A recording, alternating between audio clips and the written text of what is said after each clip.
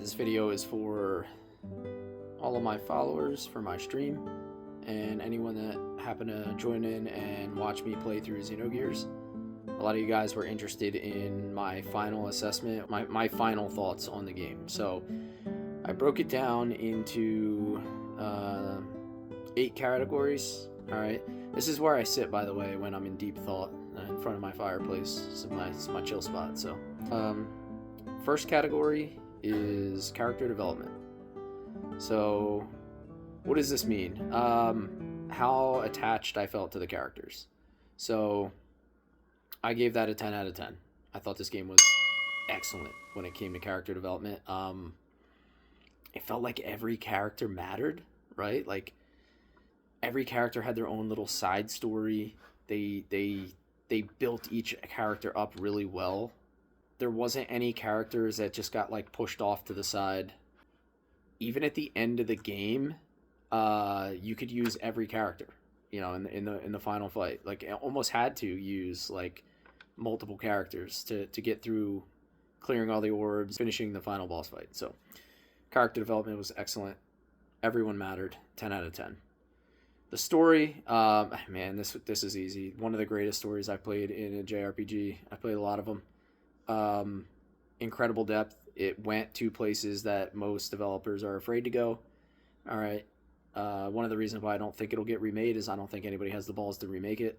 That's how deep the story is and how applicable it is to the real world. Anybody who's played it knows what I'm talking about. 10 out of 10 on there. Combat mechanics, I give it a 9 out of 10. All right, there were some things it left to be desired. I thought there was a lot of fluff, like skills that I'd never used a single time. I never even considered using them. They felt like they didn't matter. I had a whole list of magic spells that felt very underwhelming. A lot of other skills that just didn't seem like they applied. I was able to get through the game pretty much not utilizing a lot of the elemental defenses or all that stuff that was available. So it was kind of a little bit extra that kind of didn't feel like it served a purpose. So I knocked the point off for that. Combat visuals were fantastic. Every time I did a death blow, it was so interesting to see the next one. Like I wanted to learn the next one just to be able to see it, how cool it was. Everything from that perspective was a ton of fun. Like it kept me engaged in the combat even more. Pacing, I give this an 8 out of 10. 8 out of 10 being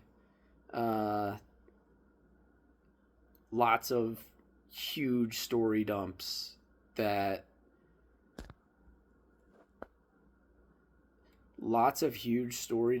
really killed the flow of the game at times. Not that the story, again, wasn't good. The story was the best part, but I feel like because so much emphasis was put into that part of the game, it often took away from the flow of other parts of the game, right? It's like you can't have one without the other.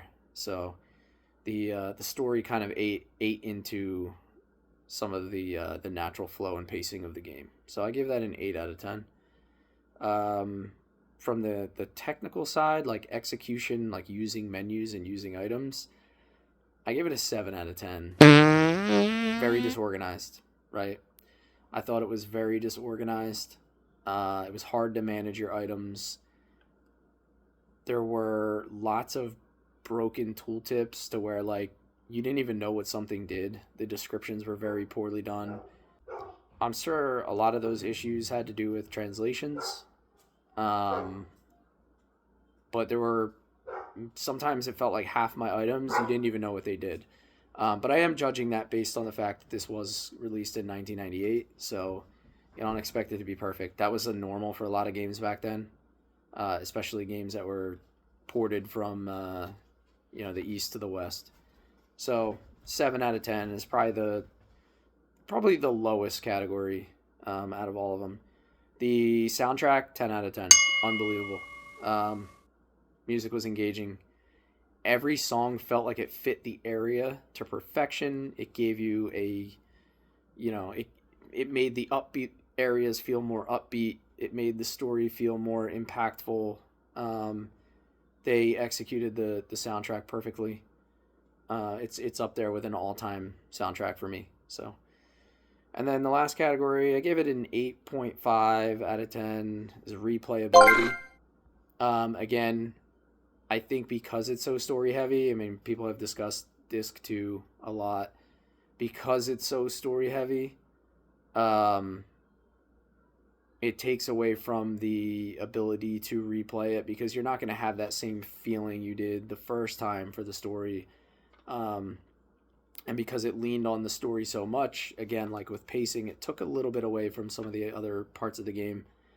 It would be harder to replay it and have to go through all of those same story elements over and over and over, especially when the suspense factor isn't there. I mean, for me, it was a gift to be able to play it for the first time, and not know any of that. Like, it made it such a good experience. So thank you guys for recommending this game. My final average for the game is a 9.1 out of 10.